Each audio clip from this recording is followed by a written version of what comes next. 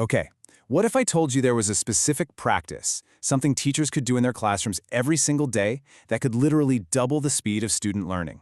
I know, it sounds way too good to be true, but the research on this is incredibly solid.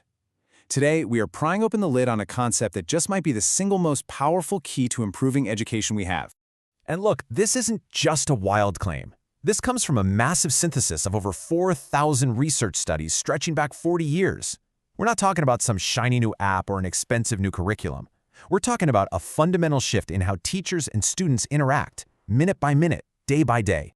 Now, to really get why this is even possible, you have to understand this idea of the classroom as a black box. For decades, big education reforms have focused on everything around the box.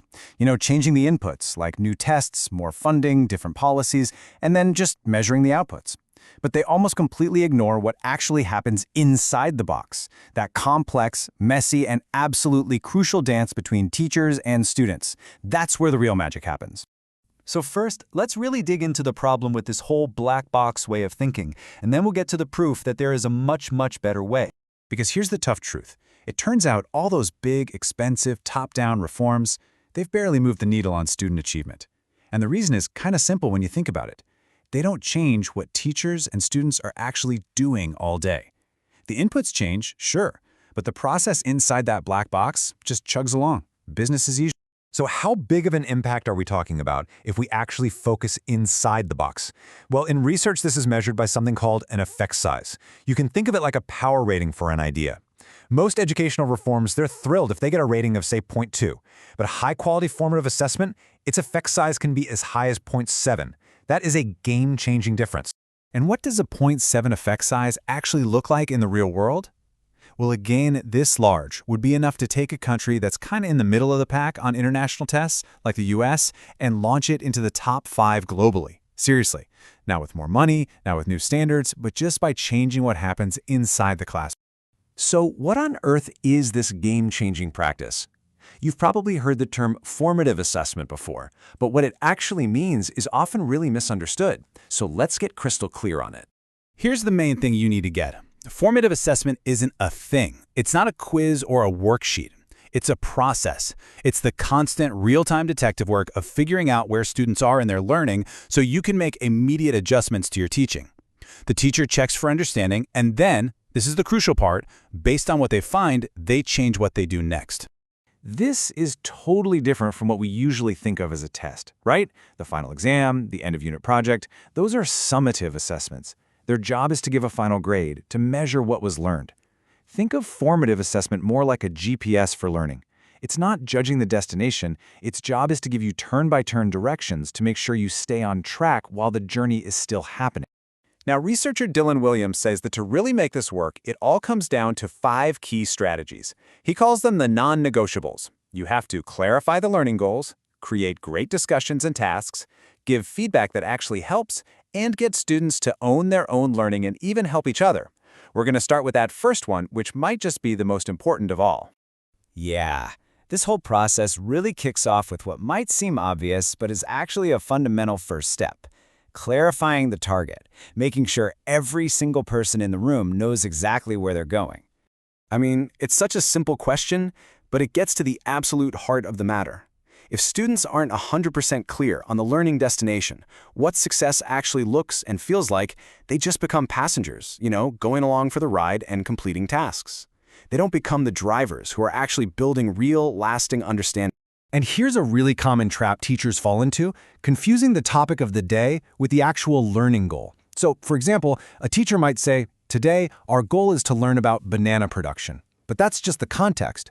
The real learning goal, the transferable skill, might be something like understanding how global supply chains work. The bananas are just the vehicle we're using to learn that bigger idea. And this shift is so subtle, but it's incredibly powerful. So instead of a goal like write instructions on how to change a bike tire, which is just a one-off task, the goal becomes learn how to write clear instructions. See the difference? That's a skill you can use anywhere. And when students know that the skill is the real target, they start to approach their learning in a completely different way. Okay, so this all sounds fantastic, right? But if it's so powerful, why isn't every single classroom already doing this? Well, it turns out that knowing what to do is the easy part. The incredibly hard part is actually changing what you do every day. This quote just nails the human reality of teaching. It comes from a story about this veteran teacher. She's been teaching for 25 years, and she was trying to make what sounds like a simple change, using popsicle sticks to call on students randomly. But she kept messing it up because for 25 years, she'd done it another way. Someone did the math. That's about 500,000 times she's asked a question in her career. When you've done something one way 500,000 times, doing it differently is, well, it's going to be hard. And this really gets to why most professional development for teachers just doesn't work.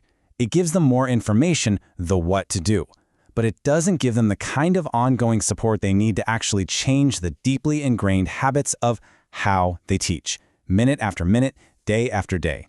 So if the old model of one-off training days doesn't work, what does? Well, the research points to a really clear path forward that's all about changing actions, not just sharing information. The answer seems to be these things called teacher learning communities. Basically, small, focused groups where teachers work together on this stuff. But to actually be effective, they have to be set up in a very specific way. You start with volunteers, people who want to be there. They have to meet regularly in small groups, and they should be based in the same school to build trust. It's all about peer support, not top-down order. And these meetings need a really specific structure. Now, the most important part, what the researchers call the active ingredient, is that big chunk in the middle, the how's it going section. This is where every teacher has to report back on what they tried, what worked, what failed miserably, and get real honest feedback from their colleagues. It's that cycle of trying something, reporting back, and getting support that actually changes habits over time. So I'll leave you with this final thought. What if the real key to unlocking student potential isn't some big, shiny new reform pushed from the outside? What if it's all about helping teachers make small, consistent, powerful improvements to the thousands of tiny conversations happening inside that black box every single day?